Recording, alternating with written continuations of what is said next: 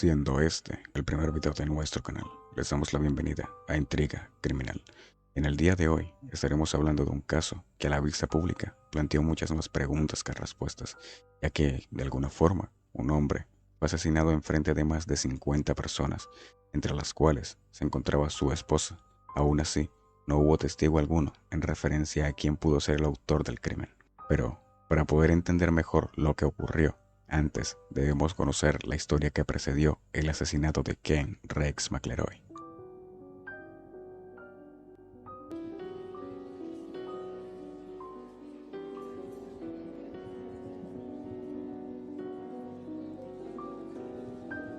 Nacido el 1 de junio de 1934, Ken Rex McElroy, quien sería mejor conocido como el matón del pueblo, era el 15º de 16 hijos entre Anthony y Mabel McElroy, los cuales conformaban una familia de agricultores inmigrantes con una situación económica bastante precaria, que decidieron asentarse en el pequeño pueblo de Sycamore, Missouri, luego de haber pasado por Oklahoma y Kansas, situación la cual tal vez hizo que Ken decidiera abandonar la escuela a la corta edad de 15 años, estando tan solo en 8º grado. Esto para ganarse rápidamente una reputación como ladrón de ganado y mujeriego, tanto así que llegó a tener más de 10 hijos con mujeres diferentes a lo largo de su vida. Alrededor de 2 décadas más tarde, McElroy fue acusado más de 21 veces por delitos que comprendían el robo de antigüedades, gasolina, ganado, alcohol y grano, siendo siempre representado por su abogado de cabecera, Richard McFadden, el cual estima que solía defenderlo de entre 3 y 4 delitos graves al año.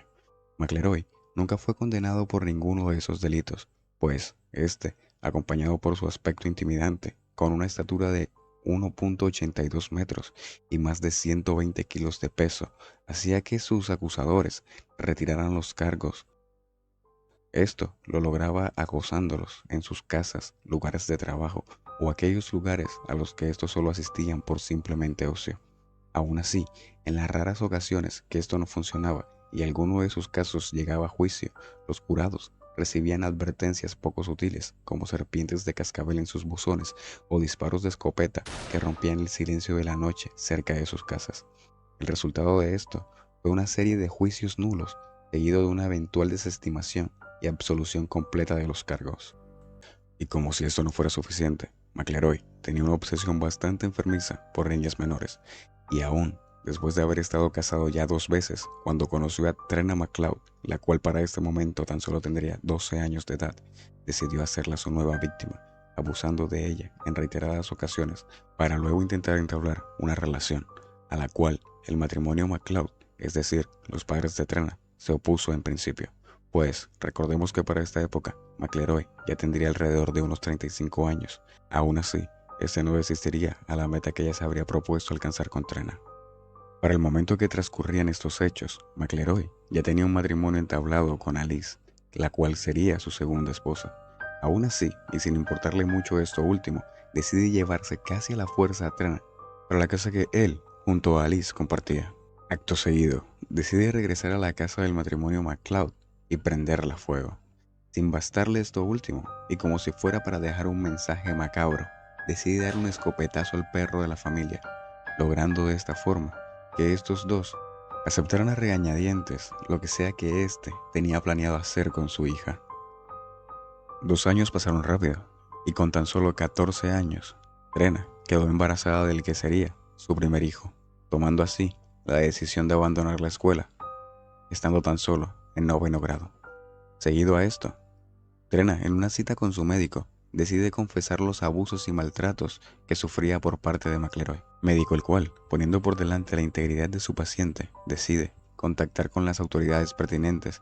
De esta forma, realizando una acusación formal en contra de McElroy por abuso infantil y estupro, acusación la cual tomaría a Ken por sorpresa, tanto así que, indagando con su abogado, descubrió que la forma de zafarse de esos cargos era convertir a Trena en su esposa.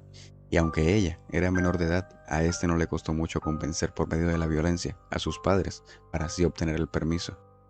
Una vez hecho esto, decide rápidamente disolver el matrimonio que tenía para ese momento con Alice, y así contraer nupcias con Trena, la cual se convertiría en la futura señora McElroy. De esta forma, logrando que los cargos por abuso infantil y estupro desaparecieran, y ya de paso ganándose una nueva esposa infantil. 2 semanas después del parto de Trena, esta, junto a Liz, deciden escapar de los malos tratos de McElroy hacia la casa del matrimonio MacLeod, es decir, los padres de Trena, donde según registros oficiales, McElroy las localizó y a fuerzas las llevó de regreso a su casa. Una vez ahí y asegurándose que los MacLeod se encontraban fuera, este decide infiltrarse una vez más para prender fuego al lugar. No contento con esto, asesina al nuevo perro de los MacLeod. Una vez más, dejando la escabrosa escena, y como mensaje que de volverse a meter con lo suyo, no tendría problema en dejarlos como aquellos perros. Seguido a esto, y según el mismo testimonio de Trena, en junio de 1973, McElroy fue acusado formalmente bajo los cargos de incendio provocado, agresión y estupro, de esta forma siendo arrestado y procesado. En cuanto a Trena, esta iría junto a su hijo a un hogar de acogida en Marysville, Missouri, lugar el cual también sería acosado por McElroy luego de ser liberado al pagar una fianza por $2,500. McElroy solía quedarse horas estacionado con su camioneta fuera de la casa, y tanta era su rabia que directamente les dijo a los dueños de la casa de acogida que de ser necesario cambiaría niña por niña hasta recuperar a su hijo. Adjunto a esto, les mandó información de los horarios, rutas y escuela a la cual la hija biológica de los dueños de la casa solía asistir. De esta forma, logrando que nuevamente Trena junto a su hijo regresaran a la casa, el lugar donde éste solía tener el mayor poder. Así, y después de todo, siempre obteniendo lo que quería, McElroy se estableció firmemente por medio del miedo y el acoso como un tirano, como el matón de Sycamore, Missouri. Pues, aunque era un analfabeta, era alguien muy astuto, el cual sabía que su aspecto era su mayor ventaja, y sabía también a quién amedrentar, como lo relata muy fielmente Harry McLean en The Story Behind in the Broad Daylight, libro biográfico de la vida y obra de Ken Rex McElroy. Tal y como ahí se dice, este solía amedrentar a aquellos que eran débiles y no se podían defender de sus abusos. Tanto así, que acostumbraba a cumplir muchas de sus promesas y amenazas para mantener su reputación, la cual comenzaba a convertirse en la de una leyenda. Tanto era el impacto que sus actos comenzaron a volverse una parte habitual de la vida para los habitantes de Sycamore, lo cual, tal vez a beneficio del pueblo y disfortunio de McElroy, comenzaría a cambiar en 1980, pues con una Trena ya adulta y convertida en alguien tan desagradable, casi como el mismo Ken, esta decidió acercarse a un lugar de comestibles que era propiedad de los Bowen Camp, un matrimonio de ancianos, el cual habría acusado a la hija menor del matrimonio McElroy de robar algunos dulces, y esto habría despertado la ira de Trena, misma que decidió enfrentarlos y someterlos por medio de insultos. Y como no puede ser de otra forma, a esto se unió Ken, el cual amenazó al matrimonio en reiteradas ocasiones por manchar el nombre de su hija, sin tener idea que el cumplir esta amenaza traería las peores consecuencias para sí mismo. Luego de esto, y aunque Ernest y Lois, los esposos Bowenkamp, se encontraran asustados por las amenazas, decidieron afrontar la situación e intentar seguir con sus vidas como normalmente lo harían. Esto aún después que McElroy ofreciera dinero en efectivo a Lois para que se enfrentara a golpes contra Trena, el cual, viendo la rotunda negativa de la mujer, decide hacer cumplir sus amenazas. De esta forma, iniciando una oleada de ataques y acoso en contra del matrimonio. Ataques los cuales incluían estacionar la camioneta fuera de la casa y negocios de los ancianos a todas horas del día y de la noche, a veces realizando disparos al aire para así alertarlos y asustarlos. De igual forma, estos decidieron mantener una actitud firme e intentar seguir resistiendo, aunque por dentro se estuvieran muriendo del miedo.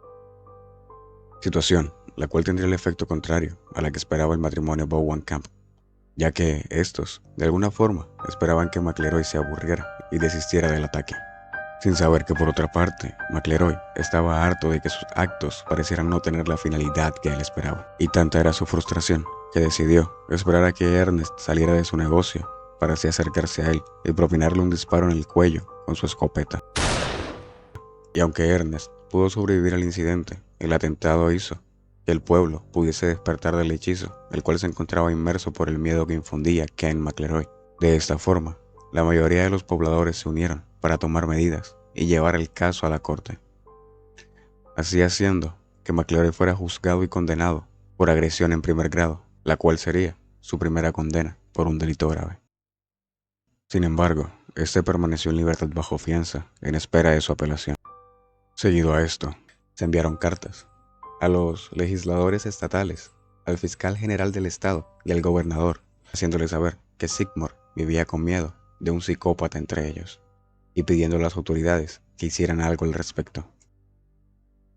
Como era de esperarse, sus súplicas fueron ignoradas. Mientras tanto, poco después de su condena, McLeroy fue visto en un bar local blandiendo un rifle M1 con una bayoneta clavada, siendo esto una clara violación a su vínculo. De esta forma, jurando una sangrienta venganza en contra de los Bowen Camp y todo aquel que se pusiera de su lado.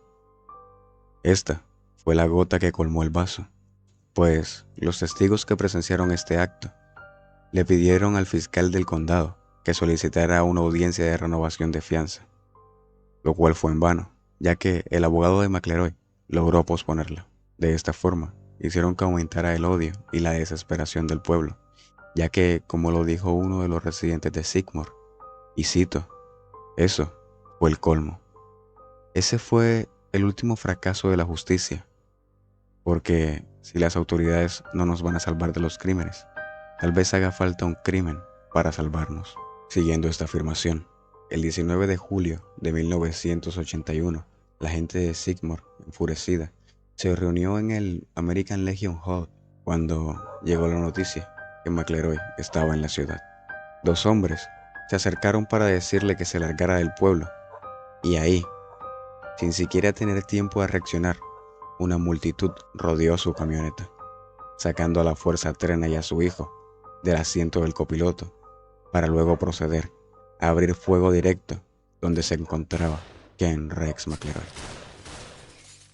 Una vez cesaron los disparos, yacía McLeroy tirado con la cabeza al volante y el motor de la misma acelerando al máximo de RPMs, pues uno de sus pies aún pisaba el acelerador. De esta forma, tal y como si de una mala película se tratara, todos decidieron tranquilamente abandonar el lugar e irse a sus casas, pudiendo así poner fin de una vez el reinado de terror que se había impuesto en Sigmund. Este es un caso que hasta la fecha está sin resolver, ya que, por decisión del pueblo, nadie quiso nunca declarar para así encontrar al asesino del que fue el matón del pueblo, el matón de Sycamore, Missouri. Si el video te ha gustado y te gustaría seguir viendo videos del estilo, no olvides darle like, suscribirte y compartir, pues esto nos ayuda mucho. De igual forma, puedes dejarnos tus hipótesis en los comentarios y cualquier consejo que tengas respecto a la narración, grabación o edición de los videos será bien recibido. Esto ha sido todo por hoy. Espero descansen bien y que Dios los perdone.